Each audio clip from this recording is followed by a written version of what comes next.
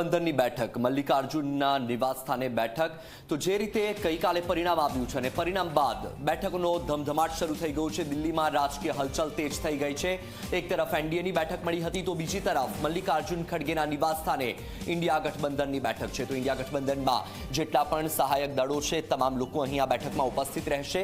India ગઠબંધન વિપક્ષમાં બેસવાનું છે કે સત્તા બનાવવાનું છે તેને લઈને અનેક સવાલો થઈ રહ્યા હતા, કારણ કે એનડીએમાં જે નીતિશ કુમાર છે અને તેમની સાથે ચંદ્રબાબુ નાયડુ છે તેમના પર સવાલ ઉઠ્યા હતા કે તેઓ કદાચ એનડીએનું જે ગઠબંધન છે તેમાં ભંગાણ પડી શકે છે અને તેઓ ઇન્ડિયા ગઠબંધનને ટેકો જાહેર કરી શકે છે, કારણ કે જે રીતે આ વખતે ઇન્ડિયા ગઠબંધને સારું પ્રદર્શન કર્યું છે અને ઘણી બધી સીટો તેમના ફાળે ગઈ છે.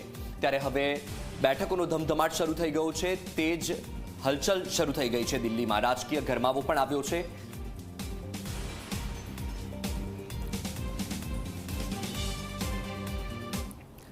અને હવે કરીએ સમાચાર.